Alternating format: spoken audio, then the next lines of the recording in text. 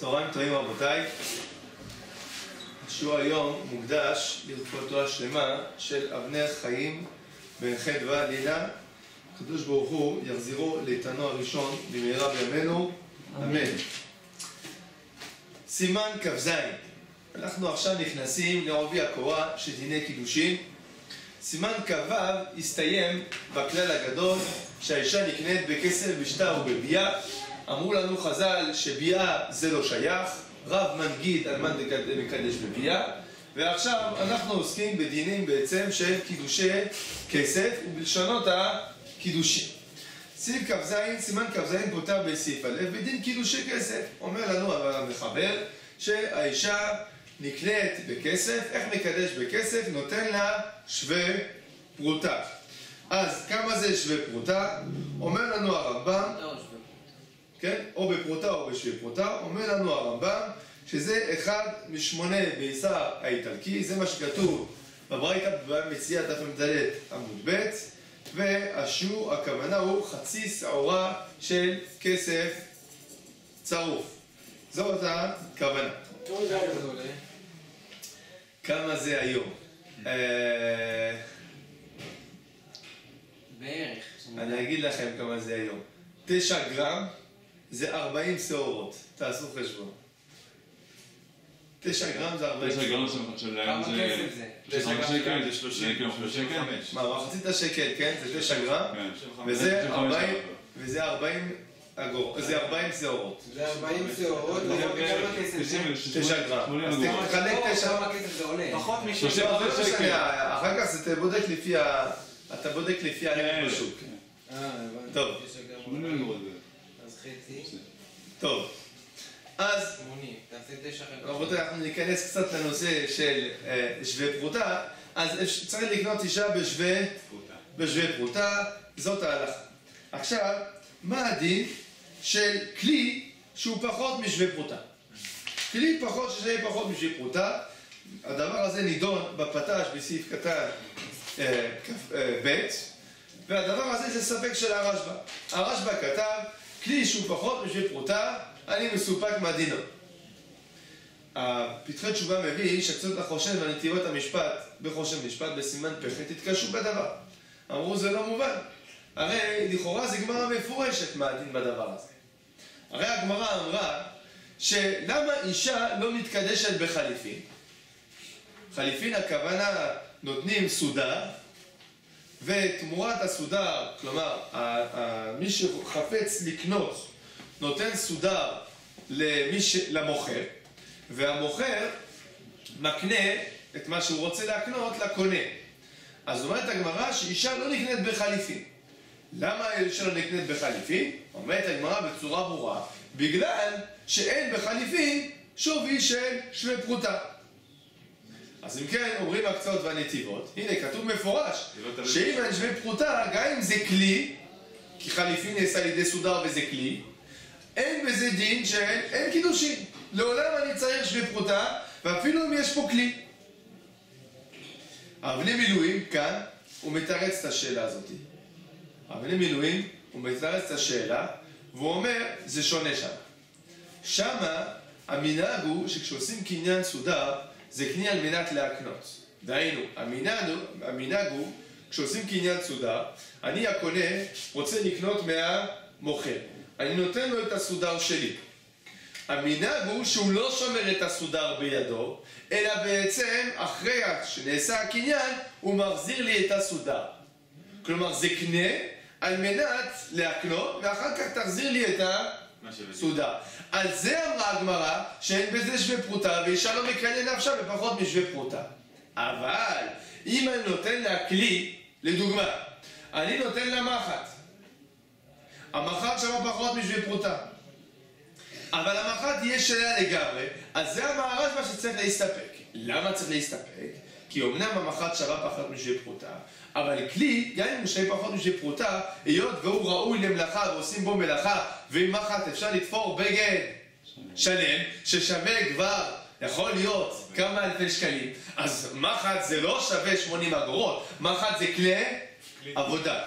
לכן הרשב"א הסתפק, וזה לא קשור בעצם לדין חליפין. אם אני מסכם, אומר לנו האבני מילואים, ספקו של הרשב"א הוא בגלל שכלי, הספקו של הרשב"א הוא שריר וקיים, וזה לא קשור לדין אישה ומקניה נפשה בחליפין.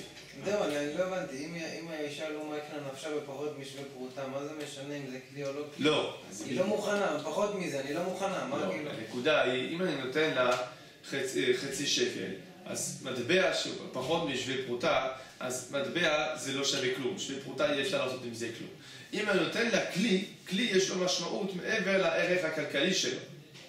כלומר, דף הוא יכול להיות חשובות עצומה. גם אם עכשיו זה שווה כמה אגורות, אבל עכשיו אתה רוצה לכתוב מכתב לראש הממשלה לבקש סיוע לבנות ישיבה, כן? אז הדף הוא מאוד מאוד חשוב. כלומר, כלי יש לו משמעות מעבר לערך הממוני שלו. לכן מסתפקים. האם כלי, אף על פי שלא שווה פרוטה, יש לו הוא עושה קידושין. הוא עושה קידושין. אז זה הדיון הראשון שחשוב להזכיר. עכשיו, היות ואנחנו עוסקים בדינים של כסף ושווה כסף, נזכיר פה עוד כמה דברים שהוזכרו פה באחרונים והוזכרו פה בפתחי תשובה ובבית שמואל. הדין הראשון זה הדין של נתינת שווה כסף המחובר לקרקע. אז כתוב שאפשר לקדש בכסף ובשווה כסף.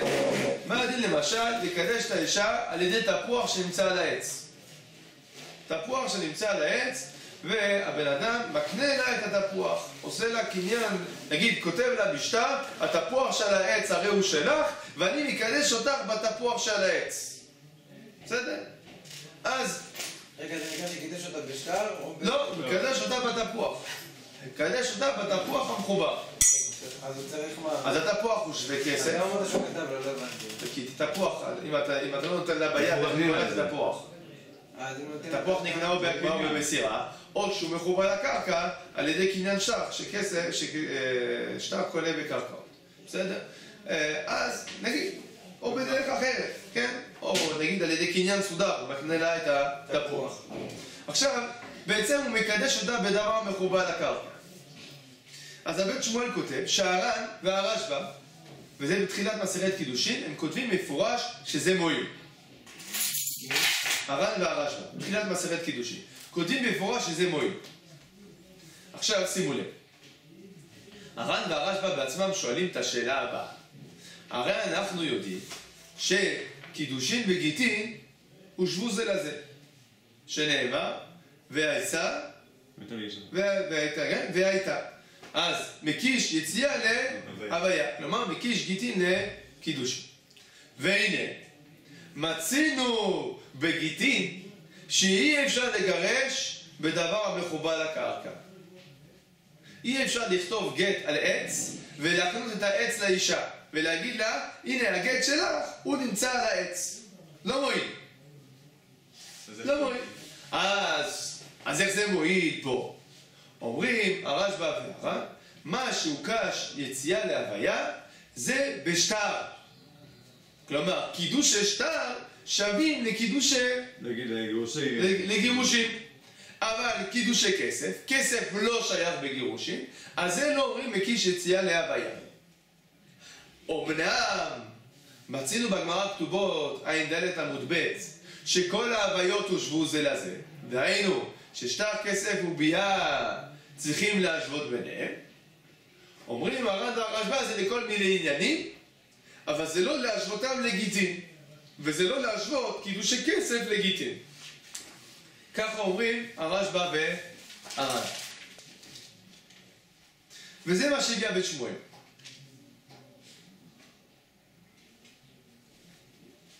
עכשיו, הזכרתי לכם את כל הדיון הזה, כי עוד מעט תראו שהדיון הזה הוא בלב של מחלוקת מאוד מאוד גדולה.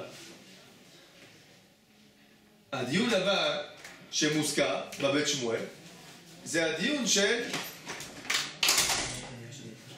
תלי קידושייך מעל גבי קרקע. מה זה תלי קידושייך מעל גבי קרקע? החתן הוא עייף. רגע, הנושא הקודם סיימנו. סיימנו, מחובר לקרקע. עוד מעט נחזור אליו עוד קצת, אבל בינתיים זה מה שאמר הבית שמואל.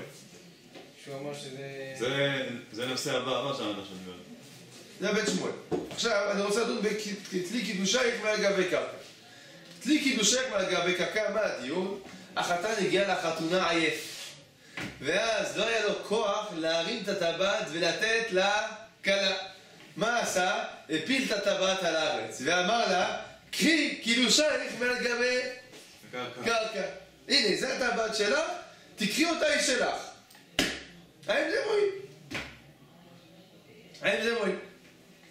טוב, אז הבית שמואל כתב שזה ספק. זה ספק. הפתחי תשובה, הוא כתב בשם אגת מקושר וספר המקנה, שזה מועיל, זה מצוין. זה מצוין. זה קניין, זה שלה, זה שום בעיה. אבל החתם סופר חולק על הדבר הזה. עכשיו שימו לב, אני אסביר קצת מה נושא הדיון, למה יש מקום להסתפק ומה הבעיה. הבעיה היא שוב שלענייני גיטין, כלי גיטך מהגבי קרקע לא מועיל. כתוב בגיטין וכתב נתן בידה, ונתן בידה מכאן שצריך לתת מיד ליד, וכלי גיטך מהגבי קרקע אינו מועיל. ואז שוב נשאלת השאלה, אם כלי גיטך מהגבי קרקע אינו מועיל, מה הדין בכלי קידושי? אז בעצם המקנה והגט מקושר אומרים, רגע, נכון, יש השוואה בין כלי גיטך וכלי קידושי, אבל במה? בשטר. וראיה, הר"ן שאמרנו לפני כן בדין מחובר, אומרים, הנה, אתה רואה שהר"ן בעצמו אמר שמה? שצריך להפריד. כשאנחנו אומרים שהם משווים גיטין לקידושין, לאיזה עניין? שטרות. לעניין שטרות, אבל לא עניין כסף. החתם סופר בא וחולק על הדבר הזה. אז בפתש הוא רק כתוב שזה חולק, לא הסביר מה הוא עושה עם הר"ן. אם תסתכלו בפנים בתוך תשובת החתם סופר, אתם תראו שהחתם סופר בתשובה בעצמה הוא מתמודד עם הר"ן, והוא אומר אני חולק על הר"ן. פשוט מאוד, כן? זה חתם סופר ששווה לראות אותו. אומר החתם סופר, הפשט של הר"ן בגמרא הוא פשט לא טוב, לא מתאים לי. כתוב בגמרא בכתובות דף ע"ד עמוד ב' שהוגשו כל ההוויות זה לזה? לגמרי. זה לגמרי. זה תמיד ככה. והוא חולק על הר"ן. הוא חולק על הר"ן, ולכן הוא אומר, מהרגע שיש דין שנמצא בקידושין, אנחנו נשליך אותו, בגיטין, אנחנו נשליך אותו על קידושין. מה בדין מחובה קידושין במחובה לקרקע? בכסף? כן, קידושי כסף מחובה לקרקע. אומר החתם סופר, בזה אני מסכים לר"ן, אבל מסיבה אחרת.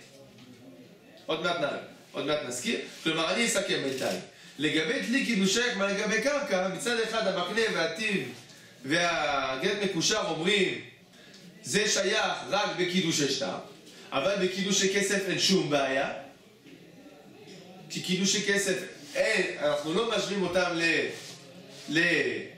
לגט. החתם סופר אומר לא, אני משווה אותם לגט, ואם כן גם בכלי קידושך לגבי קרקע בקידושי כסף אין קידושי.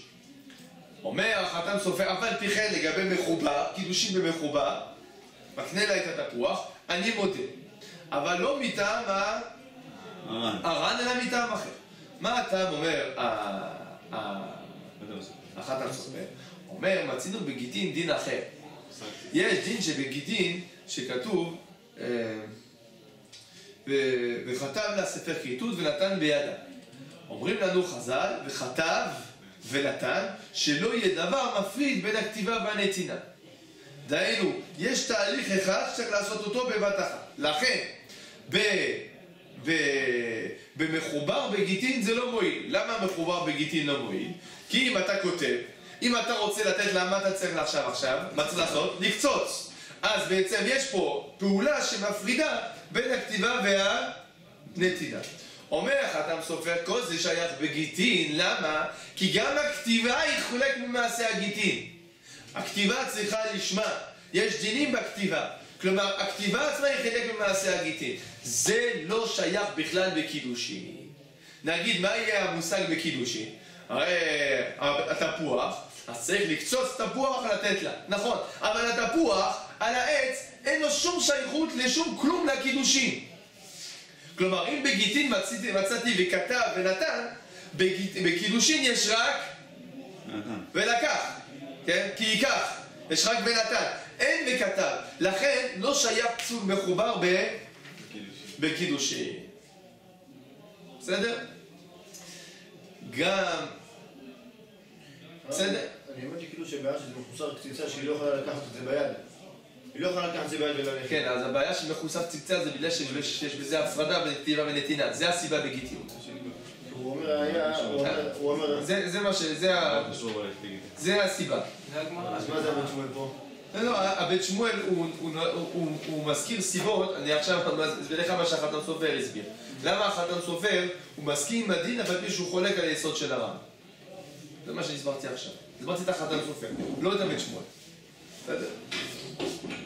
אז ראינו דין קידושי כסף בכלי, ראינו קידושי כסף במחובר לקרקע, ראינו קידושי כסף בכלי גיטך מהגבי קרקע, ועכשיו אנחנו רואים עוד דיון שמוזכר פה, זה קידושי כסף במטבע. קידושי כסף במטבע. אז הבית שמואל הוא כתב שלכתחילה אין לקדש במטבע. ומה המקור שלו? הוא מציין הגאות מימוניות. הגאות מרדכי, סליחה. הגאות מרדכי, קידושין סימן ת"פ. האבני מילואים, הוא חלק על הדבר הזה, וגם הגר"א חולק על הדבר הזה. הגר"א לא נמצא פה, הגר"א בסימן ל"ב. אבל האבני מילואים והגר"א, שניהם חלקו על הבית שמואל בדבר הזה. אומרים, זה לא מה שכתוב בהגאות מרדכי. קודם כל, אומרים, יש גמרא מפורשת בקידושין דף י"ג שאפשר לקדש במטבע. אז אומרים, אז מה כתוב במרדכי? אומרים, לא הבנת את המרדכי נכון. המרדכי לא בא ואומר שהדבר הוא ספק. המרדכי הוא מסתפק בטעם הדין. למה הוא מסתפק בטעם הדין? כי אומנם כתוב בגמרא מפורש שאפשר לקדש במטבע. אבל, אומר הקידושין, ראינו לגבי קניין חליפין, שיהיה אפשר לעשות קניין חליפין במטבע. למה? כי הדעת של האדם על הצורה, והצורה אבידא דבטלה. כלומר, רק כשלוקחים מטבע, מטביעים עליו איזושהי צורה, שקל, פרנק צרפתי, דולר, אתה מטביע איזה הטבעה. אומרים, ההטבעה הזאת היא אבידא דבטלה. כלומר, זה מצוי כשההטבעה חולפת. פתאום אומרים, שקל ישן, שקל חדש. כלומר, השקל הישן, מה אומרים עליו? זהו, זה פסה, זה לא עובד. אז היות והצורתא אבידא דבטלה, אז זה לא מועיל. זה לא מועיל לעניין קניין חליפין. אז שאל המרדכי בעצם, למה לעניין חליפין מטבע לא מועיל, ולעניין קידושין מטבע מועיל? והוא נשאר צריכיות. זה מה שאמר המרדכי, אומר הרב ני מילואים. אבל לעולם לא הייתה כוונתו לומר שמטבע לא מועיל בקידושין. עכשיו אם שואלים, אז באמת מה הטעם של החילוק? למה באמת בחליפין מועיל וקידושין מועיל? כי פה החומר שווה פרוטה. אז, מה? פה החומר של המגדל שווה פרוטה. לא, אבל זה שניהם, אז זה בדיוק מה שהגמרא אומרת לגבי חליפין. שאף על פי שהחומר שווה פרוטה, הדעתו של האדם לא על החומר, אלא על הצורה. עכשיו נסביר למה באמת, ונסביר את העניין. הגר"א מסביר את זה בסימן ל"ב, והאבני מילואים רומז את זה בלשונו, אבל לדעתי הוא מתכוון גם כן לרעיון של הגר"א. הרעיון הזה מופיע גם בדברות משה במציע בסוגיה של קניין חליפין. זה קשור לנושא של חליפין פשוט. בחליפין הדין הוא, אחד הדינים של חליפין, שאי אפשר לעשות חליפין אלא על ידי כלי. כלי. עכשיו בעצם הגמרא אמרה, דע לך, במטבע, מטבע זה לא כלי. מטבע זה חתיכת כסף, זה לא כלי. מהו הכלי במטבע? הצורה. הצורה. הצורה זה הכלי. אם הצורה אבידא דבטלה, אם כן זה לא כלי. זה העניין. אבל בקידושין לא צריכים כלי. ולכן בקידושין, גם אם הצורה אבידא דבטלה, זה לא משנה לי. העיקר הוא מה? הערך. זה העניין, זה החילוק. פשוט זה חילוק בין הלכות קידושין, שבקידושין צריכים שווה פרוטה, והלכות קניין חליפין. קניין חליפין, שבקניין חליפין אנחנו צריכים כלי. כלי. זה הכל. זה החילוק. טוב, אז כמו שאמרנו, יש עם כל זאת כמה מחלוקות בכל הדברים האלה. המנהג הוא לקדש, סופית, המנהג הוא לקדש בטבעת. בסדר? עכשיו, גם המנהג לקדש בטבעת, המנהג הזה הוא טוב, הוא פותר המון בעיות. עם כל זאת צריך לדעת איך עושים אותו. אז בפתחי תשובה, בסוף סעיף קטן א', הוא כתב שעל פי הזוהר נוהגים לקדש בטבעת, זה גם הרמ"א הביא את הדבר הזה. איך עושים את זה? החתן לוקח בידו הימנית את הטבעת ושם את זה על האצבע הימנית של הכלה. ככה עושים את הדבר הזה, וכתוב גם כן בפתחי תשובה שלכתחילה לא צריכה להיות חציצה, כן, בין האצבע והטבעת, ולכן הכלה לא תשים כפפות. זהו. מה? למה? אין בזה טעם, לא ידוע לי טעם מבורר בדבר הזה. מה? זה משהו על פי הסוד. כן, זאת אומרת, זה טעם, כאילו, אין טעם מבורר בהלכה בדבר הזה. בהלכה, כמו שאמרנו, הראשונים כתבו שאפשר להקנות לה במחובר, כן? על חציצה ודאי זה לא... זה ודאי לא מפריע, כן? כנראה על פי הסוד, כן? גם ימנית כל זה על פי הסוד, כמובן כל זה לא מעכב נדידה. תגיד לנו מה טעם על פי הסוד, אבל שנדע מה... תשמע, במסגרת כזאת זה לא הדיון. אתה רוצה... אחרי חצות אולי... טוב. אז בסדר, אז ראינו קידושי כסף, ראינו מחובר לקרקע, תלי קידושי לגבי קרקע, ראינו קדש במטבע, והמנהג הוא בפועל לקדש בטבעת. עכשיו, עוד דין שהוזכר פה לפני שייכנס לנושא המרכזי של לשונות הקידושים, זה הדין של נתינה בכוח. נתינה בכוח. נתן לה קידושין בעל כורחה. המעריד כתב שאיש שאמר לאישה, הרי את מקודשת לי, בברותה או משהו כזה, ועל מנת שניתן לך מנה, כלומר על מנת שניתן לך, אני אלרג' איתך, כן? לא רק את הטבעת תקבלי, אלא גם $100 תוספת. וכשהוא בא לתת לה את $100, מה היא אמרה? בסוף לא רוצה. אומר המעריץ, אם במקום לתת לה את נגיד, הוא לא אמר לה $100, סליחה, הוא אמר לה, טוב, כן, $100. בסוף הוא הביא לה, במקום להביא לה $100, מה הוא הביא לה? עוד טבעת. שווה של $100. עוד טבעת, הביא לה עוד טבעת. אומר המעריץ, כן, אין כאן קידושים. אין כאן קידושים.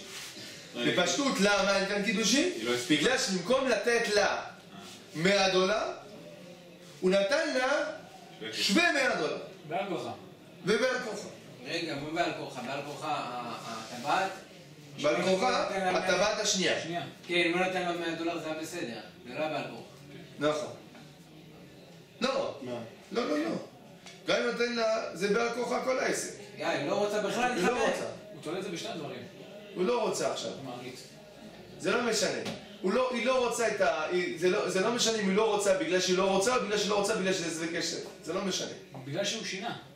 כן, המעריד אומר, הבעיה פה זה אם הוא היה נותן לה בעל כורחה והוא היה נותן לה $100 בעל כורחה, אז זה היה תופס. זהו, זה מה שהוא שאל. כן, אז זה מה שאני מסביר. זה לא מה שהוא שאל, זה היה תופס? זה היה תופס. אף על פי שזה אבל היא לא רוצה להתחתן. לכן אמרתי, זה לא משנה, זה לא הדיון של המעריד. המעריד דן מצד שזה שווה כסף במקום כסף. היא הסכימה לפני זה. היא הסכימה לתנאי בסדר? מלכתחילה. עכשיו, זה הדיון. אבל עוד ניכנס כסות לעובי הקורה, אתם תראו, הדברים לא כל כך פשוטים. אז... לא הבנו, הרב, מה רבי דוד, שנייה, אני אכנס לנושא הזה מיד, וכך הנושא. זה דברי המעריץ. אומר הבית שמואל, מה זה קשור? מה זה קשור? שווה כסף, לא שווה כסף. כתוב ברשב"א בחידושים, שאי אפשר לקדש אישה בעל כורחה. אמנם מצינו בגמרא בקידושין שנתינה בעל כוחה זה מחלוקת אם זה תופס אם זה נקרא נתינה או לא, אבל זה לגבי הנותן, האם הוא קיים את הבטחתו לתת, למשל אם הוא נגיד מתנת לוויינים זה עוד דיון, אבל הוא נדר לתת, כן? אז אם הוא נתן אז הוא קיים את נדרו, אבל לחייב בן אדם אחר בנתינה ועל כוחו לא מועיל. זה דברי הרשב"א. לכן אומר הבית שמואל, אני לא מבין בכלל למה המעריד נכנס בשווה כסף ולא שווה כסף. גם אם אני נותן הכל כמו שצריך, סך הכל כמו שאמרת רבי דוד, היא לא רוצה, נתינה ועל כוחה לא יכול לחייב אותה. אומר רבי עקיבא איגר, וכל האחרונים, אני לא מבין בכלל את דברי הבית שמואל. רבי עקיבא איגר, מי ראיתי עוד? רוצים שאגיד לכם את השמות גם. איפה אנחנו? ספר המקנה, לא? כן, אז יש לנו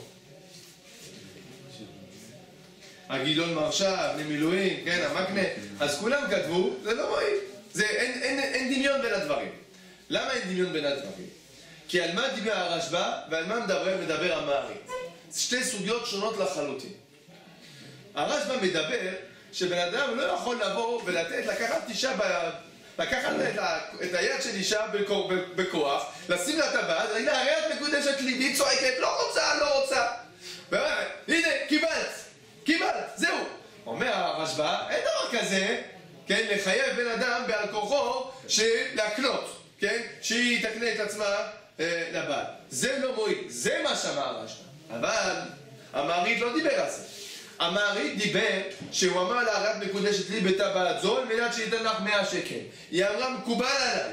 קיבלה את הטבעת, מקובל עליי. בא לתת את 100 שקל, דהיינו לקיים את התנאי, ופתאום היא אומרת, לא רוצה. אז זה אמר המעריד, נתינה בעל כוחו כזה, אני מסופק, זה מועיל. ואם זה שווה כסף, זה לא מועיל. מה, אסור להתחרט? אני לא מבין. כלומר, התנאי הוא... עכשיו אני אסביר. התנאי הוא בעצם דבר צדדי. הקידושים כבר היו. על התנאי היא לא יכולה להגיד לא רוצה, כל עוד שהוא מקיים את התנאי. זה בעצם... איך הקידושים כבר היו עוד פעם? מה? אז תראו, אנחנו לא נעסוק בדיני קידושים על תנאי. לא נעסוק בדיני קידושין על תנאי, זה סימן ל"ח, זה סימן ארוך וקשה, וזה גם בגיטין, זה נושא מאוד ארוך ומאוד עם הרבה פרטים. אבל אני אסביר רק אני אגיד את לשון הגמרא. תנאי מילתא אחריתי היא. כלומר, תנאי זה עניין אחר. דהיינו, כשאני עושה מעשה על תנאי, התנאי הוא עניין אחר, המעשה הוא מעשה. ולכן, אם הוא קידש אותה על תנאי, מעשה הקידושין מבחינתנו הוא נגמר. יש משהו צדדי שצריך עוד לעשות אותו. לכן מהרגע שהתרצתה לקידושין על התנאי, היא לא יכולה להפיל את הקידושין בגלל התנאי. ולכן אם בפועל קיים את התנאי, נגמר. ואם הוא לא קיים את התנאי... אז זה כלום. מה? מופקע מן מישהו בא לקדש אותה בינתיים, והתנאי יתקיים בסוף, אז הקידושין אין להם כלום. תלוי איזה תנאי. זה נכון, חלק מהזמן, אבל זה תלוי איזה תנאי וזה גם מחלוקות ראשונים. זה משנה. זה תלוי אם זה תנאי אם זה תנאי על מנת, יש הרבה משניות. לא, פשוט זה על מנת. אז זה בסדר, לכן אני אומר, זה תלוי איזה תנאי אם זה תנאי על מנת, וזה גם תלוי מחלוקת ראשונים, בין הרמב"ם והתוספות. לכן, אנחנו לא ניכנס בדיני תנאים עכשיו, אני רק מזכיר את העיקרון פה, שכשאנחנו מדברים בקידושין בעל כוחה, מה שהוזכר פה במעריד, מדובר היה קידושין, אבל בעל כוחה זה לגבי התנאי. אבל אם הקידושין הוא בעל כוחה, זה לא מועיל. לכן ההבאה של תשובת הרשב"א פה בעניין הזה היא לא שייכת. עכשיו, לגבי קיום תנאי בעל כוחו, מצינו מחלוקת ראשונים לגבי קידושין. האם זה מועיל או זה לא מועיל? אומר הבית שמואל, אותה מחלוקת שמצינו לגבי קידושין, לכאורה תהיה שייכת גם כן לגבי גירושין. כן? כלומר, לגבי תנאי אם יש תנאי בגירושין, והסוגיה הזאת היא, סליחה, הפוך. כן, רגע. המחלוקת נמצאת בענייני גירושין, אותו דבר תהיה לגבי קידושין, ויש בזה יש בזה מספר דעות בסוגיה בגיטין. אז אתם רוצים להזכיר את זה? כמו שאמרת. טוב, תסתכלו, הבן שמואל מביא בעצמו את הדעות השונות, אבל העיקרון הוא שבעצם הוא משווה ביניהם, ואומר שהדבר הזה הוא בעצם ספק כשלעצמו. עכשיו נתחיל להיכנס עד כאן לגבי מה שנקרא המעטפת. עכשיו ניכנס לנושא הקידושין עצמם, איך עושים אותם. אז לוקח החתן את הטבעת ואומר לבחירת ליבו, הרי את מקודשת לי בטבעת זו כדת משה וישראל. אז הדין של לי, לא לי, בעזרת השם, זה סעיף ד'. עכשיו, פה, האם צריך להגיד זו? בזה, כן? מקודשת בזה, או מקודשת לי בטבעת זו. אז הלשון הוא, שאומרים, מקודשת בזה. זה לשון הרמב"ם. האם זה מעכב? האם זה מעכב? מעכב עם שינה או מעכב אם לא אמר את זה? הוא לא אמר בזה. הרי את מקודשת לי בטבעת כדת משה וישראל ונותן לה את הטבעת. האם זה מעכב או לא? אז הלשון זה שולחן ערוך, זה ככה אומר. מה הדין אם לא אמר? רבי עקיבא הגיע מביא בשם אבי, שבדיעבד אם לא אמר בזה, זה בסדר. אבל האור שמח והזכר יצחק, הם אומרים שזה לא מועיל, זה מעכב. אני לא יכול להיכנס עכשיו כרגע בנימוקים של כל אחד ואחד, כי זה תלוי בדין של ידיים מוכיחות בקידושין, וזו סוגיה בפני עצמה שבעזרת השם נראה אותה יותר מאוחר. אבל דעו לכם שאף על פי שהמביט כתב שזה מועיל, שזה לא מעכב, יש מי, האור שמח, חולק על הדבר הזה.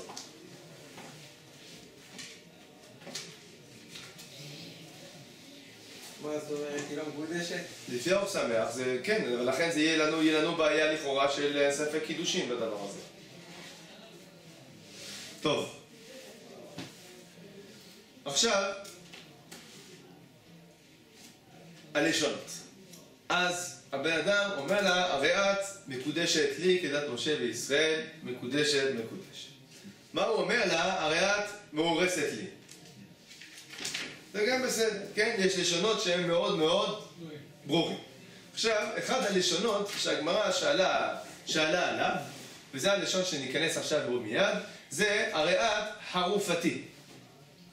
מה הדין של חרופתי? האם זה לשון קידושין או לא? אז הגמרא אומרת לנו, ויש שתי גרסות בגמרא, יש כמה גרסות בגמרא. הגרסה שנמצאת בפנינו, שהגמרא אומרת חרופתי מקודשת. למה? שכן ביהודה קוראים לארוסה חרופה. הגמרא שואלת וכי כולי על מה? זה יהודה? מה כל העולם זה יהודה? אז אומרת הגמרא לא, אלא הכוונה, מי שמקדש ביהודה היא מקודשת. למה? בגלל שביהודה הארוסה נקראת חרופה. זה הגרסה שבפנינו. לפי גרסה זו פוסק הר"ן פוסק הראש, שביהודה מי שאומר חרופתי אז מקודשת, בשאר העולם לא מקודשת. דהיינו, אני צריך לדעת שבמקום הזה, הלשון הזה הוא לשון של קידושין ודאי. אם באותו מקום זה לא לשון קידושין, גם אם ממקום אחר זה לשון קידושין, זה לא כלום. זה שיטת הראש. שיטת הר"ן, אם זה לשון ודאי, באותו מקום זה מקודשת. בשאר העולם מה הדין? ספק. כלומר, אף על פי שבשאר העולם זה לא לשון קידושין, היות ויש מקום בעולם שזה לשון קידושין, אני מסופק. זה שיטת הר"ן. שיטת הרמב"ם, מקודשת ודאי, בכל מקום. איך יכול להיות? הרי בגמרא אמרה שזה לא... רק ביהודה. שזה רק ביהודה. אז מה התשובה? שלפי הרמב"ם זה לא קיים על הגמרא הזאת, אלא תלוי בהבנה של הפסוק. ששפר ערופה זה חצי שפר חצי פורים. ששייך בקידושים. לא שייך בקידושים. כן, אבל איך הוא מסדר עם הגמרא? אתם... לא, כי הוא אומר שהגמרא פה, היא כאילו הסביר את הפסוק, טוב, אמר... אז אני אגיד לכם תירוץ ככה... אני אגיד לכם תירוץ לא למדני, אבל מצוין. כן, הגר"א כותב שאם תסתכל בגרסת הר"ח, אתה תראה שהר"ח לא גורס את הגמרא. הר"ח מסיים את הגמרא, שכן ביהודה קוראים לארוסה חרופה. עד כאן נקודה. כל השאר של הגמרא, בכי יהודה, כל העולם, כל זה לא מופיע בגרסה של הר"ח. הרמב"ם לא בגרסת הר"ח. זה לא למדני, אבל לדעתי זה אמת. כן? אז עדיף תירוץ פשוט וטוב, מאשר פלפול. טוב. אז זה דברי... זה הרב. טוב, אז מה פסק השולחן ערוך? הוא לא הזכיר חרופתי. רבותיי, נכון שהוא לא הזכיר חרופתי, אבל השולחן ערוך כתב לשון ודאי באותו מקום. זה כמו מי? מה זה לשון ודאי באותו מקום? לא, זה לא כמו הר"ן. כי מה שמע מדברי השולחן ערוך, אם זה לשון ודאי באותו מקום מקודשת, ואם לא, אז מה קורה? כלום, לא, הוא לא כתב. הוא לא כתב כלום. לכן פשוט, השולחן ערוך פסק כמו הראש. אבל הרמ"א בסעיף ג' הוא פסק כמו הר"ן. כי הרמ"א בסעיף ג' כותב שלשון חרופתי הוא ספק בכל מקום. זה כמו הר"ן. לכן בעצם, בפשטות, הדבר הזה הוא מחלוקת בין המחבר והרמ"א. הרב, זה לא לשון של הרמב"ם, הדבר הזה? לא. הרמב"ם לא הזכיר את ה... הוא אמר שצריך לקדש אותה בלשון... לא, אבל קודם כל לפי הרמב"ם זה לא קשה. לפי הרמב"ם... הוא העתיק את הרמב"ם. לא. אין לך גילוי מילתא פה לדבר הזה. לא. כי הרמב"ם, לפי הרמב"ם חרופתי, הרמב"ם הזכיר את הלשון חרופתי, ואומר לך שזה בכל המקומות. השולחן ערוך לא הזכיר לשון חרופתי. הוא אומר לך, עכשיו, כלומר הרמב"ם אנחנו לא יודעים מה הכלל אצלו. זאת אומרת, לפי הרמב"ם, סליחה, הפוך, לפי הרמב"ם זה לא באותו מקום. אם יש מקום אחד בעולם, אז בכל המקומות זה לשון קידושין. זה מה שרוצה לפי הרמב"ם. כי העובדה שביהודה... אתה לא בטוח, אין אותה גרסה, אתה לא יכול לדעת. לא, אבל הפוך. אז מה לפי שיטתו הגרסה? לפי שיטתו, הגמרא אומרת, האומר חרופתי מקודשת. למה? שכן ביהודה... כן, אולי אבל זה רק לגבי... כלומר, אז לא, אז מה הפשט? אם יהיה מילה שיגידו גלידה מעכשיו בירושלים יגידו גלידה זה מקודשת, מה עכשיו בארצות הברית גם גלידה זה גם מקודשת? לא, אז עכשיו זה יהיה לשון קידושין, אלא אם כן, שנייה, תראו, בפשטות כן, קודם כל, לפי הרמב"ם כן, אלא אם כן, במקום השני, הלשון יהיה לו משמעות אחרת. אבל, כן, נגיד, באנגלית, to marry, נכון? להתחתן. אז אחד יבוא להגיד, האם את רוצה marry איתי? מה תגיד? פה זה לא לשון קידושין, נכון? אבל בארצות הברית זה לשון קידושין. זה בעצם סברת הרמב"ם. עכשיו, אם תגיד שבעברית המילה marry יהיה לה משמעות אחרת, אז הנה חינמי, אז נתחיל לדין שאתה מסופקת. אבל אם זה, פה אין לזה משמעות אחרת. ושם זה המשמעות של המילה. אז למה לא? בסדר? זה בעצם ככה לכאורה יוצא לפי הרמב"ם, אבל זה לא ככה השולחן ערוך. השולחן ערוך כתב באותו מקום. טוב. אז נחזור לענייננו. אז חרופתי זה נושא בפני עצמו, אבל זה חשוב לעניין הבנת כשיש שינויי לשונות בין המקומות. עכשיו, הוא אמר לה לשון ברור, הוא אמר לה, הרי את ארוסתי. האם בזה סיימנו את העבודה? תשובה היא... לא. מה אני צריך לדעת גם כן? שהיא מבינה, נכון? למה? הרי אומר הר"ן, תחילת המסכת, אין האישה מתקדשת אלא לדעתה, כן? כלומר לרצונה. לכן צריך לדעת שהאישה הזאת היא הבינה. אז מה בדבר הזה? אז יש לנו גמרא. הגמרא בקידושין דף ו' עמוד א', היא שואלת הגמרא, תשמע, הוא אמר לה כל מיני לשונות, הרי את אשתי וכולי. מה, כן, שנייה רגע, שאני...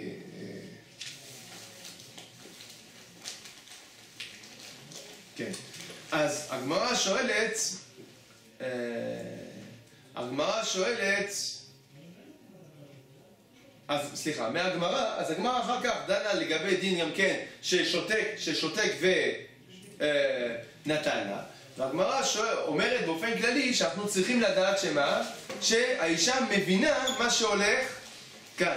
אז למשל, אחד הדרכים לדעת שהאישה מבינה מה שהולך כאן זה אם דיברו מפסקי גיטה וקידושיה, ואז לאחר מכן הוא אמר לה לשון ברור. למשל, הוא אמר לה... לשון ספק. מה? אפילו שותק, שנייה, הוא אמר לה לשון ברור אחר כך, למשל, או לשון ספק, נראה בלשון ספק. כן, אז הגמרא שואלת, אני אגיד לכם את הלשון של הגמרא, מינה ידעה מה יקרא אמר לה. מאיפה היא יודעת למה התכוון המשורר. אז הגמרא אומרת, כי הוא אמר לה, דיברו מעסקי גיטה וקידושיה. על השאלה מינה ידעה מה יקרא אמר לה. אז על מה זכאי השאלה הזאת? יש לנו ספק. מה? אז יש מחלוקת בדבר. האם זכאי דווקא על לשונות ספק, או לאו דווקא? להסביר. לפי הראש והעיתוי, כל הדיון בגמרא זה רק על לשונות ספק. והיינו, לפי שיטתם, בלשונות ספק אני מסופק אם מבינה או לא. אבל לשון שהוא ברור, אין ספק. זה ברור שהיא הבינה. ככה עולה מפשוט הראש והעיתוי. אבל רוב הראשונים, הרשב"א והר"ן ועוד ראשונים, אומרים לא, בכל מקרה אני צריך לדעת שהיא הבינה על מה אנחנו מדברים. אנחנו צריכים לדעת שהיא מבינה על מה אנחנו מדברים. רגע, לפי הראש הראשון. רבי יוסף סידר את הראש, הוא אמר שהוא הולך עם שער ראשון. בסדר, אז זה העיתוי. לפי הראש, אם אמר לה לשון ודאי, אם אני לא יודע כלום עליה, חזקה שהיא יודעת? כן. אם אחר כך היא תגיד אני לא יודעת, זה לא נאמן? לא נאמן. חזקה שהיא מבינה. כמו הרי מקודשת. כן. כי זה לשון ברור. גם נראה נלמד לשון מקודשת לי זה... שנייה, עוד מעט נראה מה לשון מקודשת. נדבר על לשונות הברורים. לא מקודשת לי שזה הלשון המקודשת לעניין, כן? אלא לשונות ברורים. הרי ארוסתי, הרי אשתי. כן. השולחן ערוך כמו מי פסק? כמו שאר ראשונים. כמו הרשב"א, כן? הגר"א מביא ראיות לדבר הזה, הוא אומר הפשט הוא כמו הרשב"א בסוגיה, ובעצם הוא פסק כמו רוב הראשונים, לומר שגם בלשונות המובהקים הברורים, שמשמעותם היא חד משמעית, אנחנו צריכים לדעת שהאישה מבינה. זה פסיקת השולחן ערוך. מה הדין כשהאישה אומרת, האמת היא, לא הבנתי. וזה נחלקו אחרונים, נכון? החלקת מחוקק אומר לנו שמה הדין? כלום. זה כלום. נאמנת לגמרי. איפה? באיזה לשון? בלשונות הברורים. חוץ מעט מקודשת. כן? בית שמואל אומר, זה ספק, שימו לב, למה ספק? הוא אומר, אולי היא משקר. הוא אומר את זה יותר רבנו ירוחם. החלקת מחוקק אומר, הוא מדייק את זה, האמת זה ככה משהו לשון הרשב"א באמת. הוא אומר, פשטות הראשונים, שאין פה כלום. היא נאמנת לגמרי. היא נאמנת לגמרי, אין פה כלום. לפי הבית שמואל, יש כאן ספק, אולי היא משקרת. וזה על פי רבנו ירוחם. הנודע ביהודה כתב שהעיקר לדינה כדברי חלקת מחוקק, בגלל שחזקת היתר של האישה מסייעת לה. כלומר, אם אנחנו מסופקים מה קורה פה, אז סוף סוף האישה הזאת יש לה חזקת היתר. עד עכשיו היא הייתה פנויה. לכן, במצב כזה, חזקת היתר מסייעת לה להאמין לדבריה שבאמת היא לא הבינה ואין פה כלום. ככה כותב הנודע ביהודה, הוא בא פתחי תשובה. מעניין החזקה, מה כל פעם שיש קידושי ספק אני אגיד קצת חזקה. אתה שואל שאלה מסוימת על הנודע ביהודה, אני מסכים. זה לא פשוט להשתמש פה בחזקות, כי המעשה שאנחנו דנים פה זה מעשה שעניינו לסתור את החזקה. לכן באופן כללי זה יוצר ספקות. אבל פה עם כל זאת הוא מצרף את החזקה. זה נכון שזה לא בכל מקרה נוכל לגמרי. ספק נגד חזקה, זה תלוי. זה תלוי איפה הספק נופל, כן, האם הוא בא במעשה הסותר את החזקה או לא, נכון. הנה הכי נמי, אבל הוא מצרף את הדבר הזה פה. אז זה בלשונות הראיית המוסתי, הראיית הזה. מה הדין בהראיית מקודשת לי? כלומר, הלשון של קידושים. אז בזה, גם בזה מצינו מחלוקת, נכון? מה אומר הבית יוסף? שהיא לא נאמנת. אינה נאמנת, כלומר, הוא אומר לה, רק מקודשת לי, תוכל להגיד עד מחר, לא הבנתי, נגיד לה, גברת. נו, מה פתאום, אין דבר כזה לא להבין, רק מקודשת. אז זה דברי הבית יוסף, אבל הבית שמואל ורוב האחרונים אמרו, לא, גם בזה... מי זה רוב האחרונים? מה? בח והדריש? כן, זה... גם האחרונים, גם באופן כללי. החלקת מחלק הסכים עם כן, כמו בית יוסף. החלקת מחלק הסכים עם הבית יוסף. כן, אבל הדבר הזה, מה? כמו השולחן. מה, הוא הסכים עם הבית יוסף? שזכור לי שהייתי. זה טוב, לא ידעתי, יפה. אז שלכאורה הדבר הזה צריך לדון אותו לפי עניינו, ובאופן עקרוני יש פה ספק. מי אמר את זה? זה הבית שמואל, הוא תופק שיש בזה ספק.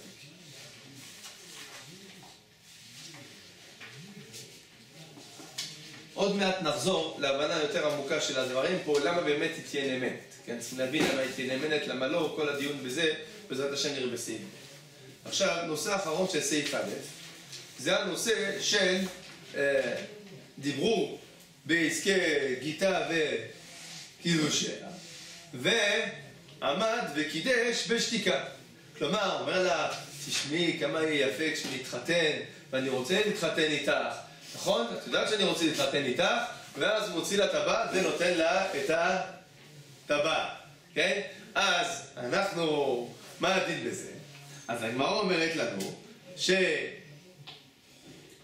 שאם היו עוסקים בגיטה וקידושיה, כן? זה מחלוקת. מחלוקת בין רבי יוסי ורבי יהודה.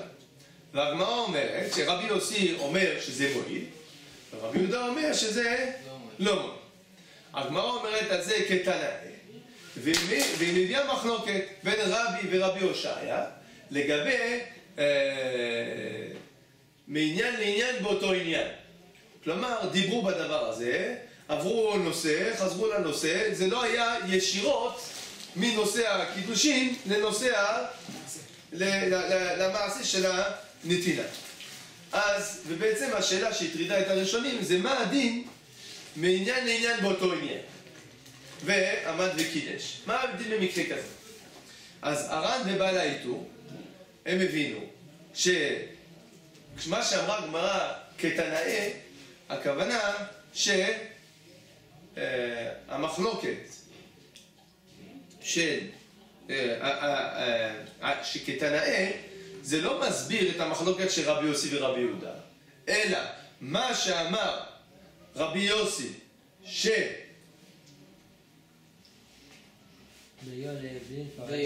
שדיו, נכון? כלומר שאם היו עוסקים בגיטה וקידושיה ועמד וקידש זה מועיל, זה דע לך, יש בזה מחלוקת תנאים, לדעת האם זה מועיל בכל מקרה או לא.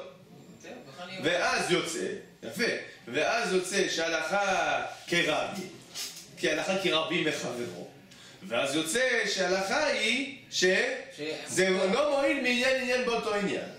זה ככה כתבו הר"ן ובעל האיתור. אבל הרשב"א והמרדכי לא הבינו ככה. הם הבינו שכתנאי הכוונה, המחלוקת רבי יוסי ורבי יהודה זה המחלוקת של רבי ורבי הושעיה. ואז לפי זה רבי הושעיה הוא כמו רבי יוסי, ואז לפי זה הלכה כרבי יוסי מחברו, מרבי יהודה, ואז לפי זה יוצא שמעניין לעניין באותו עניין זה מועיל גם כן. בעצם הרבי זה רבי יוסי? לא, רבי יוסי ורבי יהודה זה מחלוקת רבי ורבי הושעיה. ואז כרבי. מה? אבל אז ככה, הלכה כרבי. לא, ואז הלכה היא כרבי יוסי. רבי יוסי אומר כן, רבי יוסי שם. נכון. מחלוקת רבי במישהו אחר, הלכה כרבי אמרו לך. נכון, אבל היות ורבי יוסי ורבי יהודה זה כלל ברור, אנחנו עוסקים לך כרבי יוסי, זה מה שיוצא.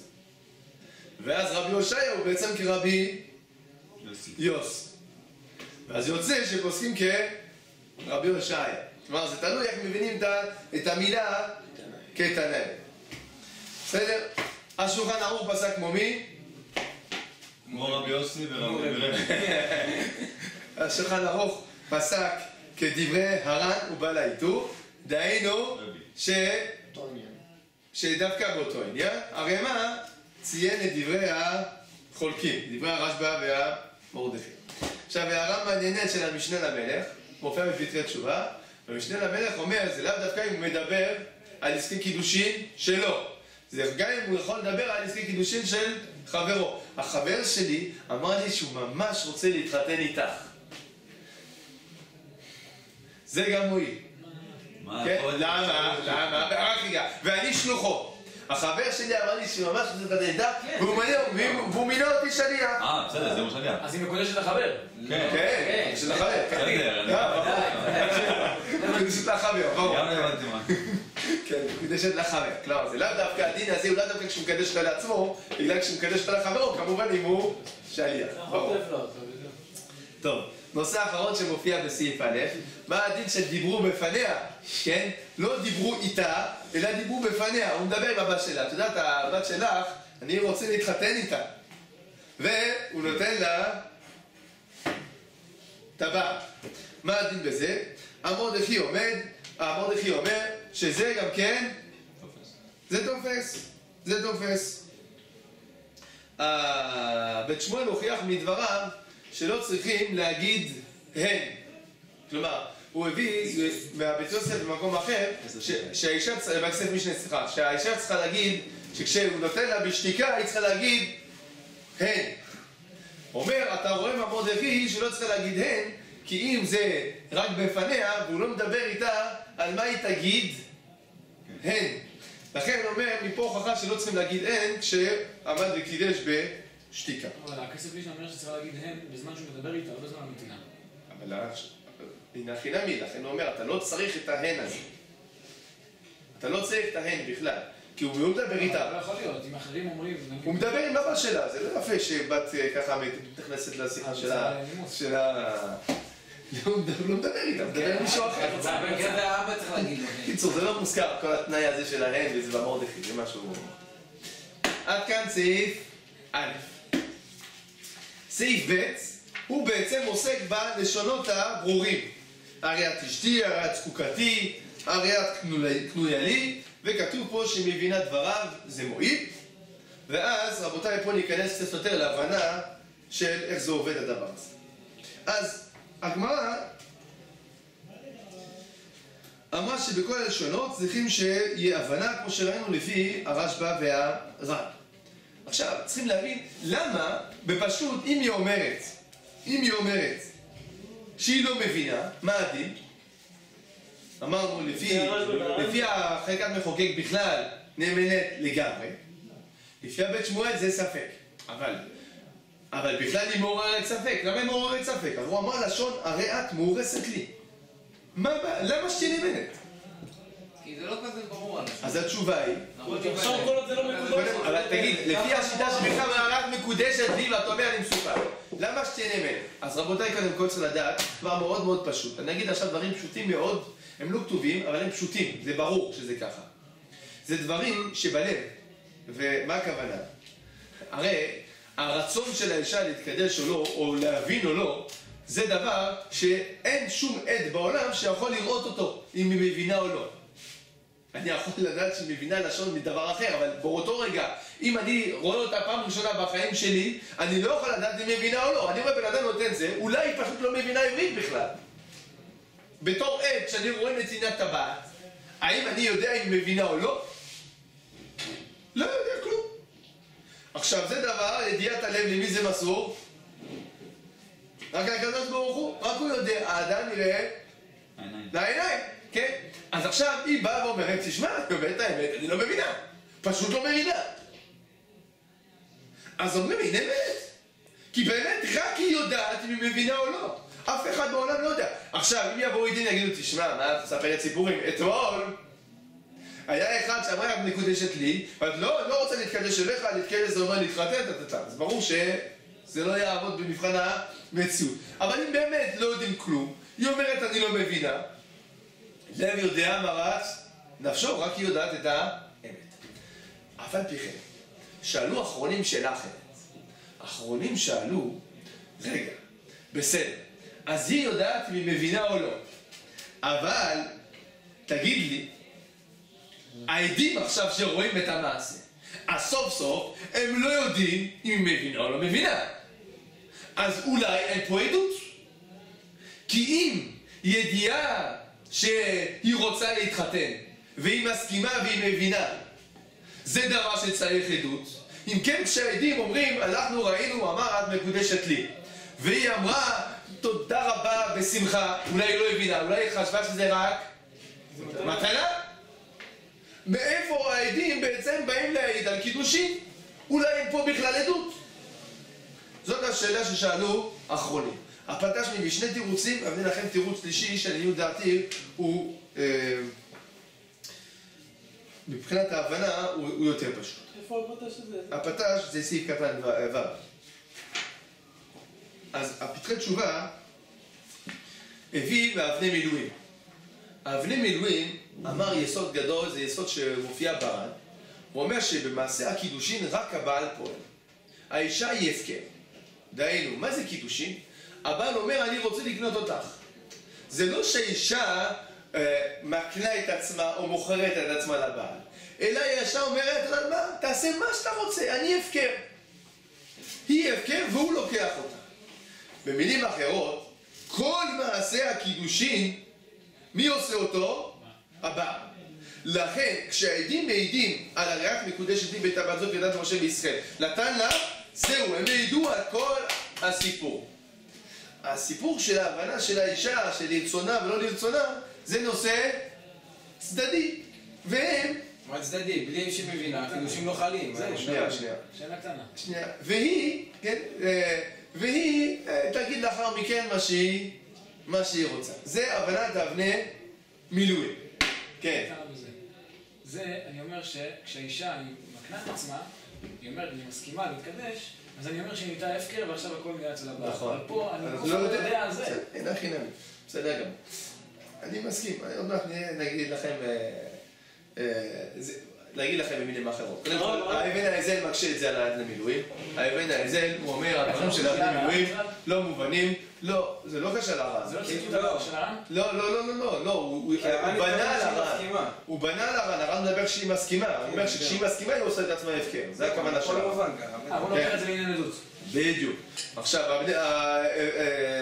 האבן האזל אומר, מה פתאום? ודאי שצריכים לדעת שהאישה היא בעניינים, לא יכול להיות. בכל אופן, זה גישת האבני מילואים. הגישה השנייה זה הטיב גיטין. הטיב גיטין אומר שהאמת היא באמת צריכים לדעת הכל. אז לא צריכים לדעת באותו רגע.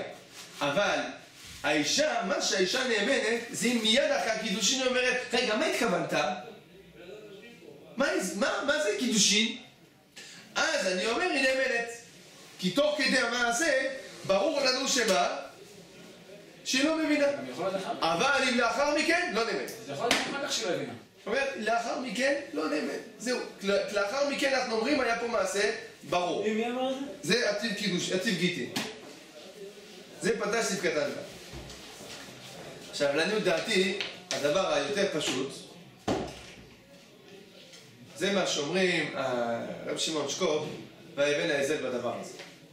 הם טוענים דבר מאוד פשוט. אומרים, תשמע, מעשה הקידושין, הבעל נותן לאישה, והדבר הזה הוא מעשה קידושין, יש פה עדות גמורה. זה העדות. עכשיו, גם כשהם מעידים את זה, הם מעידים, זה מה שראינו, וברור שעדיין הדבר תלוי במה? האם האישה הבינה או לא הבינה. אבל האם הבינה או לא הבינה, זה בעצם גילוי מילתא של מה שהיה. זה לא משהו חדש, אלא האישה, אנחנו, זה איפשהו, כמו שאמרתי, לא יכולים לדעת דברים שבלב. אז ברור שהדבר הזה, זה נמסר בידה, להגיד לנו מה שהיה או לא. אבל זה לא חיסרון בעדות.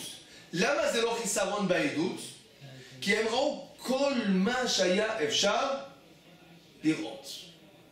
כל מה שאפשר לראות זה המעשים. הלבבות אי אפשר לראות. אז על זה, זה לא מעכב. אבל איך הם יודעים על הכוונה שלו? מה? של המקדש. מהמעשה. עוד מעט, שנייה, עוד מעט. מהמעשה, שהוא לא נכון. רק מקודש. לא נכון. אם ככה תגיד את זה גם לאישה? רבותיי, אבל לגבי אש, למה אני אומר לא נכון? כי עוד מעט יש מחלוקת גם לגבי אש.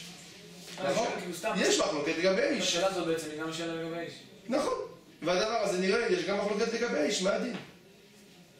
אז זה בכל אופן העניין, חשוב להבין, מעשה הקידושין צריך להיות ברור, הנושא של האישה הוא נתון להסבר.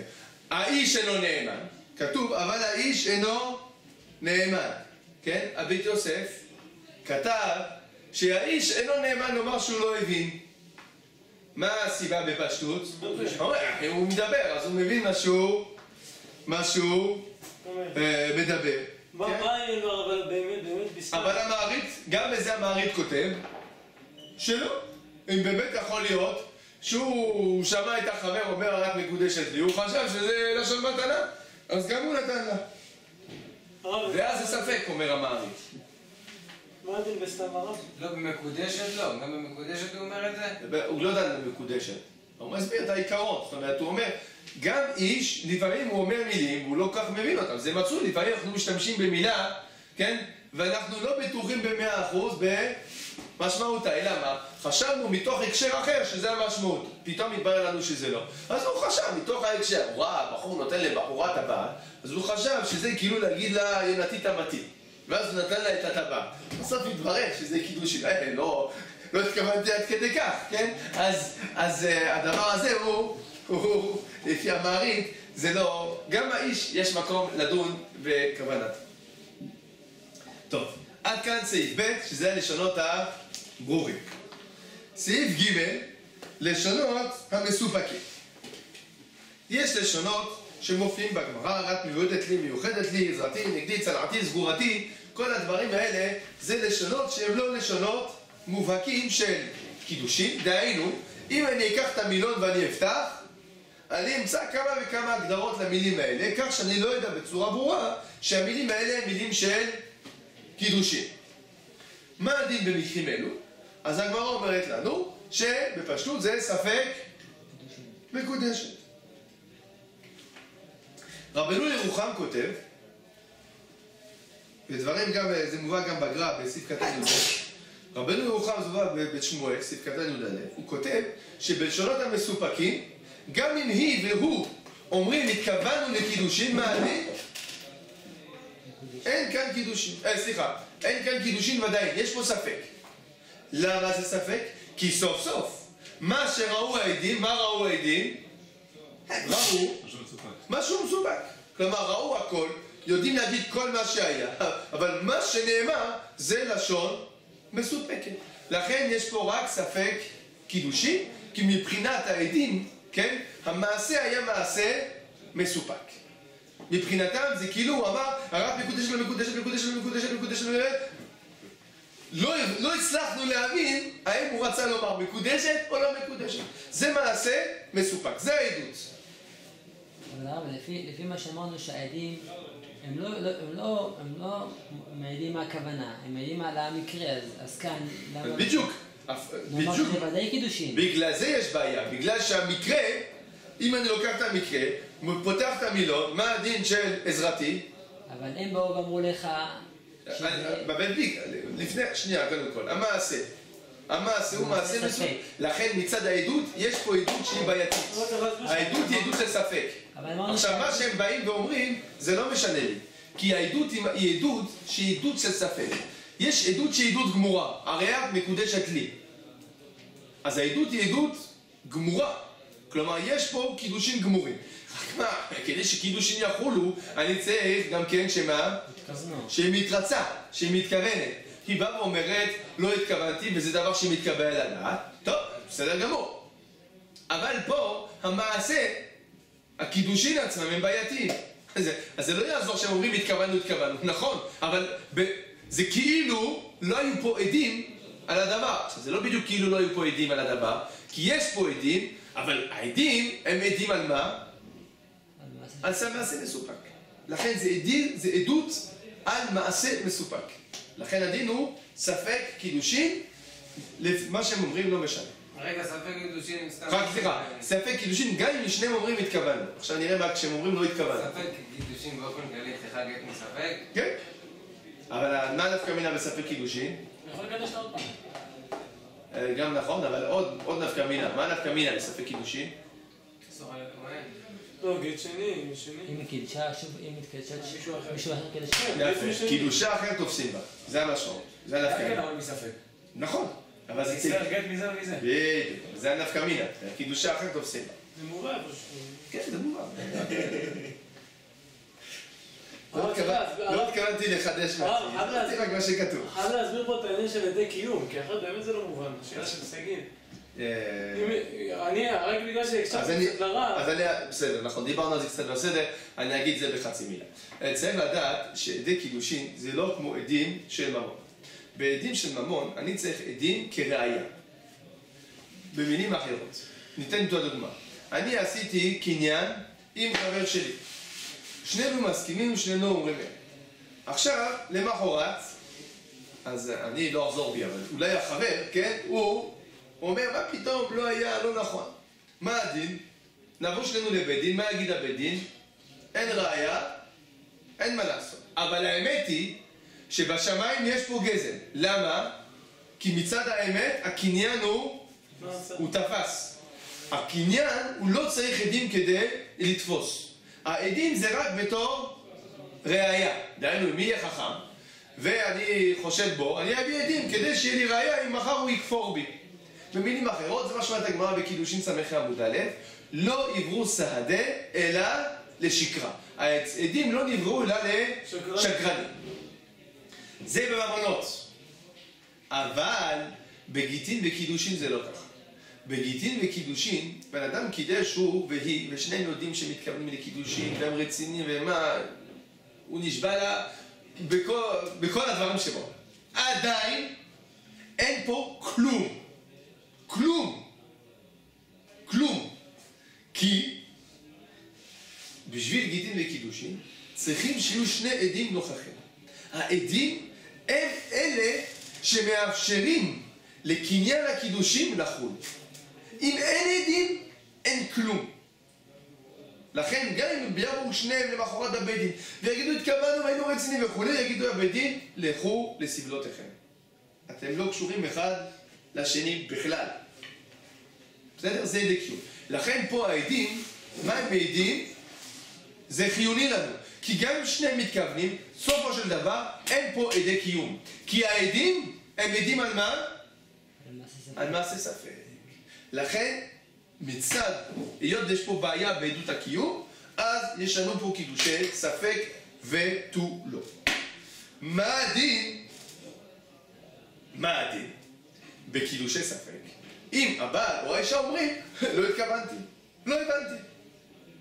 כלום. אז אומרים בזה, לא כלום. שימו לב, בזה גם הבית שמואל אומר לא כלום. הבית שמואל, אם אני מזכיר לכם, בלשונות ברורים מה הוא אמר? שספק. ואם הבעל אומר לא התכוונתי, אפילו לא מאמינים לו לפי הבית יוסף. אבל פה, היות בזה לשון ספק, אם הוא אומר לא הבנתי, מה הדין?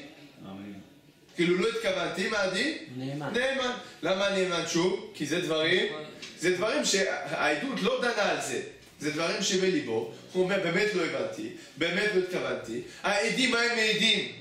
יש פה לשון מסופקת. אז הנה הכי נמי, הוא בא ואומר, טוב, אני אגיד לכם למה התכוונתי. אתה מסתכל, אני אגיד לכם מה התכוונתי. התכוונתי שלא כלום. אז באמת מיידים בזה לא כלום.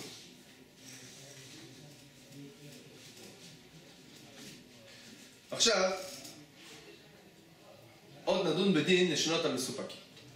בלשונות המסופקים, הגמרא אמרה שאיך היא יודעת למה הוא מתכוון.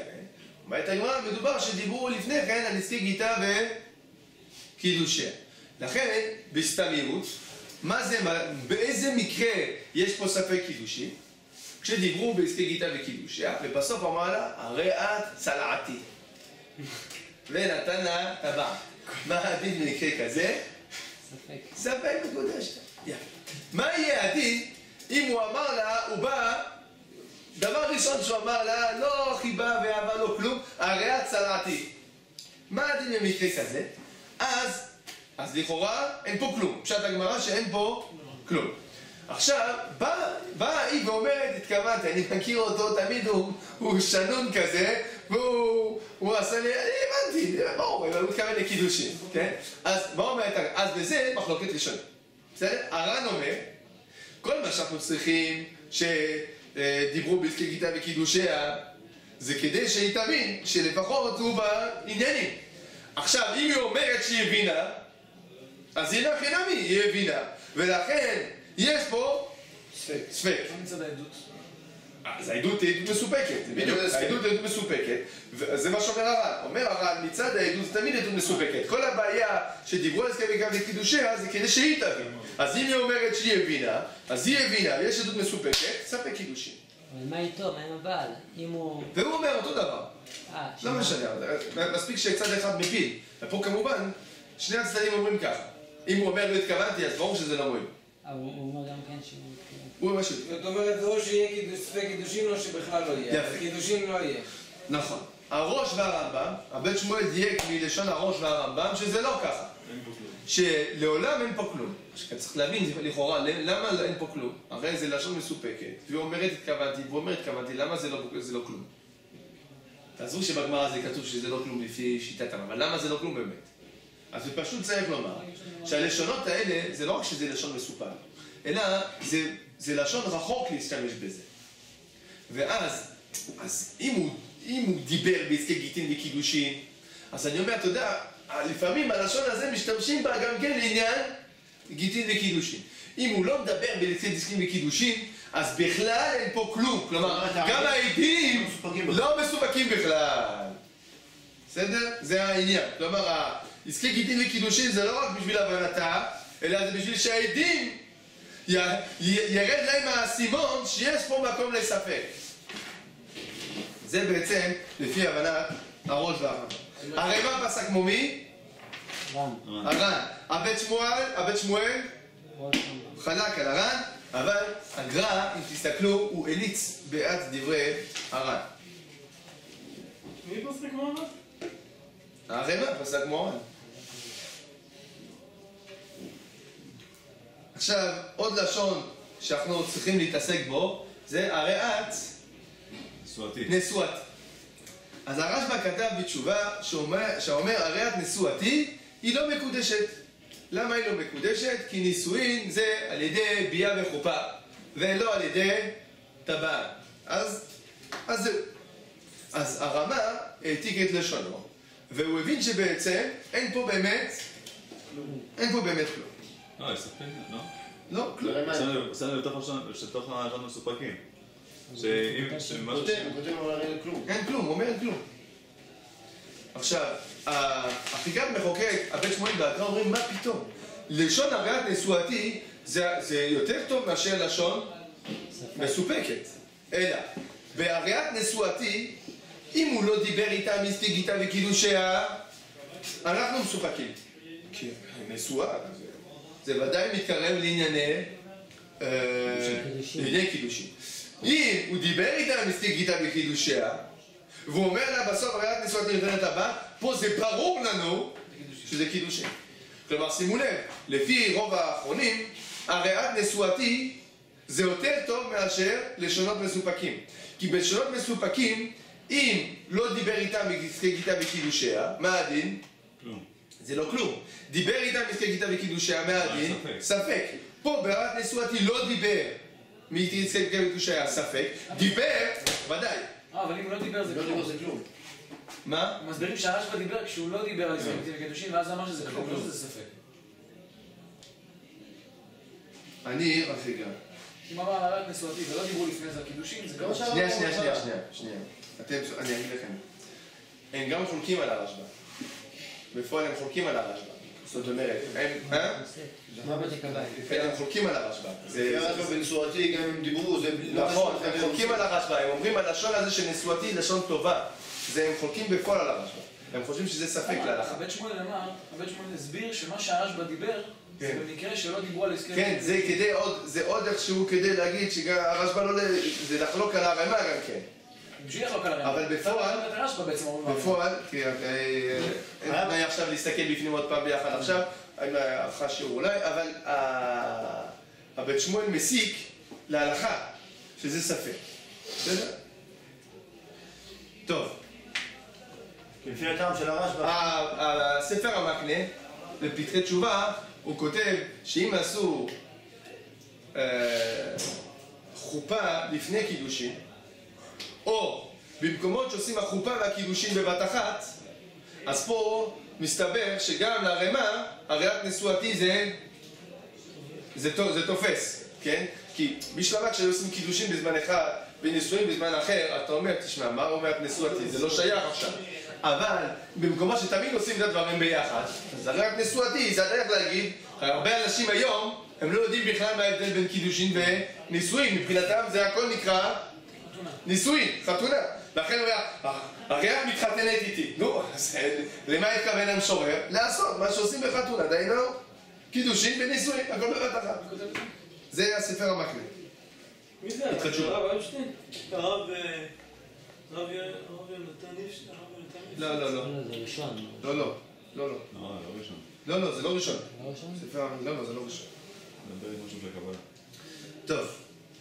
עוד נושא, רק להזכיר שלפי בדק הבית זה חולק על הרשב"א. זאת אומרת, לפי מרן זה לא נכון. זה תמיד ספק, לעולם לא ספק. כן. כן, אתה צודק, הם גם מזכירים אותו. מרן בפועל חולק על הרשב"א, כן? זאת אומרת, הוא אומר לא בדיוק, הוא מסתכל על זה כדי לשנות על מסופקים בעצם, המרן. כלשון מסופקים. כן. עוד לשון צריכים לדון בו, זה בשביל אהבה וחיבה. אז בתשובות מימוניות הוא כתב שמי שנתן פרוטה ואמר בשביל אהבה וחיבה, זה לשון גם כן מסופקת. מה הספק בעצם? בשביל אהבה וחיבה? האם בעצם הוא מתכוון בשביל אהבה וחיבה שיש בינינו, או שתהיה בינינו על ידי הנישואין, כן? לכן זה מקום הספק. עכשיו, הנושא האחרון שנדון בו, כן, זה מהדין, כשהוא נתן לה טבעת ושניהם שתקו, היה מה שנקרא דממת קשת, כן? והעדים פה ואומרים נתינת הטבעת. מה הדין? הם אומרים שהתכוונו.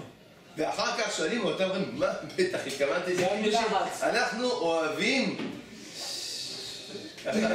בשקט, כן? מהלחץ. אז מה הדין? מה הדין? אז הרמ"א המרדכי כתב שאם היה מצב כזה, הרי זו מקודשת. ככה כותב המרדכי. הרמ"א פסק את דברי המרדכי להלכה. אבל החקת מחוקק, הוא אמר, הדין הזה לא יקום ולא יהיה. לא ייתכן דין כזה. למה לא ייתכן דין כזה? כי הוא אומר שזה לא גרע מנתן הוא ואמרה היא שזה לא מקודשת. זה דין שמופיע בסעיף ז' בהמשך הסימן. נתנו ואמרה היא זה לא מקודשת. זה לא גרע מזה שמי שאמר ריאת מקודשת הוא לא אמר לי. שהשולחן ערוך פוסק שזה לכל הפחות שזה הריאת מקודשת לי, אינה מקודשת, זה לא כלום. גם העדים פה מה קורה. אז הוא אומר, אז מה אתה רוצה? אז בגלל שהוא שתק בלי שתקה זה יותר טוב? לא ייתכן. לא ייתכן. אלא הוא צריך לומר. עכשיו, אני אגיד רק בחצי מילה, לא ייכנס לעומק לעובי הקורה לגבי הדין שנתנו ואמרה היא. אני רק אעיר שהדברים שלו הם תלויים במחלוקת ראשונים. בדין שנתנו ואמרה היא, מה הפסול בנתנו ואמרה היא? אבל הוא הולך לפי השיטה שבנתנו ואמרה היא, מה הבעיה? הבעיה היא שזה לא נקרא כי ייקח. כי כדי שיהיה כי ייקח, הוא צריך לתת ולומר. אם הוא לא נותן ואומר, אז אין פה כי ייקח. לא, זה נסתם מה שאנחנו אומרים בשתיקה ודיברו על עסקי קידושין. לא, כי אז הם דיברו, אז זה מתחבר הדברים. זה מתחבר, אז הוא אמר לפני כן, לפי הקידושין זה אמירה. זה אמירה, בדיוק. כלומר, אני צריך אמירה כדי שתהיה לקיחה. אם אין אמירה, זה לא נקרא לקיחה. בסדר? זה שיטת הרשב"א, נראה בעזרת השם בסעיף ז' ח'. עכשיו, זה הנתונים, ופשטות המחבר גם כן, באמת הדין של המחבר בסעיף ג', שאם אתה החסרת את המילה לי, זה לא נקרא קידושין, אז לכאורה זה ראיה גדולה מאוד נגד דברי הרמ"א בדבר הזה. דין אחרון שנדון בו היום. החזון איש כותב שהיה טעות בספר של המהר"ם. איך הוא כותב? של המרדכי. הוא נותן איזה, לא יודע, איזה 6, לא יודע כמה, 5, 4 קושיות, זה שווה, זה באמת, הדין הזה הוא לא... נפלה טעות בספר. זה היה בפנים, מחלקת מחוקק כותבים את זה, כי זה באמת זה לא המקרה שכתב המהר"ם. המהר"ם כתב את המקרה שאמרנו... לא, מה פסק את זה? הרי מה פסק את זה? חוץ מהמעשה של המהר"ם, הרי מה פסק? הדין של הרמה הוא לא מובן. הבעיה עם הרמה. לא, הוא אומר שהיה טעות במהר"ם, הוא כותב. בסדר, אבל הרמה הייתי כדינו, זאת אומרת, בסופו של דבר, כן, המחלוקת פה היא להגיד שאנחנו לא פוסקים את הרמה, כן? כמו שאמרנו, עדי קידושין הם עדי קיום. אם הם לא שמעו וראו רק נצינת הבת, זה לא כלום. לא יכול להיות שזה מעשה. טוב, נושא האחרון, ובזה סיימנו את הסעיפים האלה. במקרה שהיו ספק, או הקידושים לא תפסו, וסוף סוף עם כל זאת, אז הוא אמר, אופס, סליחה, לא עבר, אבל אני כן רוצה אותה. אז מה הדין? אז כתוב שהוא צריך לקחת את הטבעת בחזרה ולהחזיר לה את הטבעת, כך כתב הרשב"א. עכשיו, שואלים האחרונים, הבית שמואל, הוא הקשה על הדבר הזה, למה זה? הרי בגיטין, אנחנו יודעים שאם בן אדם נתן גט לאישה והגט פסול, אז הוא לא צריך לקחת את הגט בחזרה ולתת לה, אלא מספיק שיגיד לה, השטר שבידך הרי הוא גט. הסיפור זה משנה בגיטין נ"ח, מי שנתן לה שטר והיא חשבה שזה שטר פיקדון, בסוף הוא אמר לה, תפתחי, תראי את הגט שנתתי לך, כן? ואז הגמרא אומרת שזה מקודשת, מקורשת, כן? כלומר, אני לא צריך שבזמן הנתינה זה יהיה ברור שזה, כן? אז זה מה ששאל בן שמואל, הוא אומר לכאורה, גם פה זה בעיה. למה פה הוא צריך לקחת ולתת בחזרה? אלא מה? אז לכאורה הוא אומר, מספיק להגיד לה, הכסף שנמצא אצלך, הרי את מקודשת בכסף שנמצא אצלך. זה בעצם קושת הבית שמואל. אז האבני מילואים והגר"א, הם תרצו תירוץ מאוד פשוט, והם אמרו, ההבדל הוא ברור בין המקרים. בגיטין, אין מה לעשות עם גט. כלומר, אם הוא נתן לה גט והיה טעות, אז אין לה מה לעשות עם הגט. אז ברור שמה היה פה? נתינת גט בטעות. אי אפשר לפרש אחרת את המעשה שהיה פה.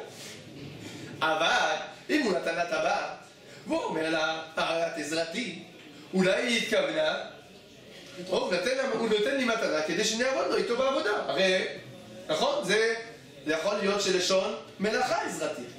ואז בעצם, הוא אומר לה, תחזיר לי את הטבעת, מה אני יכולה לומר? מה פתאום? זה היה מתנה. היה פה קניין ליעקב. לכן איך טעות זה מה זה? זה לא בטח טעות. הוא התכוון לקידושים, הוא לא התכוון למתנה. קודם כל, זה כבר יהיה מוצאים לחברו עליו הראייה, כן? כי זה לשון מסופקת. אז אם זה ככה, אבל אז זה מקודשת. מה? מצוין. לא, הוא אומר, התכוונת למלאכה. אז אתה לי את זה מתנה, נתת לי. התכוונת למלאכה, למתנה. כלומר, שימו לב, בעצם, פה, יש פה בעיה בכלל בנתינה. כן, כל הנתינה פה היא בעייתית, כי בעצם זה יכול להיות נתינה בכלל למתנה. לכן אומר הרשב"א, במקרה כזה, צריך לקחת בחזרה, ולתת לה בתורת... אבל איך ייקח? תגיד לה, לא נותנת לך לקחת. נכין אם היא לא תרצה לקחת, אז זה נתחיל במריבה השנייה, עכשיו הראשונה, כן? אבל אם היא תרצה לקחת, אם היא תרצה קידושין בחזרה, כן? אז היא תחזיר לו את זה, כן? אבל במקרה, זאת אומרת, פה אני צריך שהוא ייקח בחזרה וייתן, כדי שהנתינה תהיה נתינה ברורה של קידושין. אבל בגיטין, כן? זה ברור שהנתינה הראשונה הייתה נתינה של גיטין. רק שהיה טעות בגט, או איזשהו נתון לא ברור, אז צריך להשלים אותו. אבל פה הנתינה הראשונה הייתה בעייתית. לכן צריך לעשות מחזרה את הנתינה הראשונה. כך מסבירים אבני מילואים והגר"א. כן. בהקשר הזה צריך להזכיר עוד משהו אחד שהחתם סופר דן בו, הוא בא בפתרי תשובה. מה הדין? יש דין של איש שנתן פיקדון לאישה. וכתוב שמה שהוא יכול להגיד לה, הרי את מקודשת בפיקדון שנתתי לך. היא רוצה מקודשת. אז, ואם היא רוצה היא מקודשת, ופה לא צריך שצריך לקחת ולהחזיר, מה ההבדל? אז התשובה היא פה, היא ברורה. שפה הוא נותן לה, אז היא יכולה להגיד, קיבלתי את זה למתנה, זה שלי כבר. אם זה שלי, אתה לא יכול לקדש אותי בדבר שהוא שלי. אבל מפיקדון, זה ברור שזה מי של מי? שלו. אז כשהוא אומר לו, הרת מקודשת, אז זה בעצם זה עובר מרשותו לרשותה. כי אף על פי שזה בידה, אבל זה ברשותו של מי? שלו, של המפקיד. לכן, כשהוא אומר לו, הרת מקודשת, בטבעת שנתתי לך בפיקדון, אז בעצם עכשיו ברגע זה הוא נותן לה את הטבעת. מה שאין כן, הוא נותן לה טבעת פעם, ועכשיו הוא אומר, את מקודשת בטבעת, ומה פתאום, הטבעת הזאת היא כבר שלי, אתה רוצה לקדש, תביא שנייה. לכן זה ההבדל בין המקרים. ברוך ה' לעולם, אמן ואמן.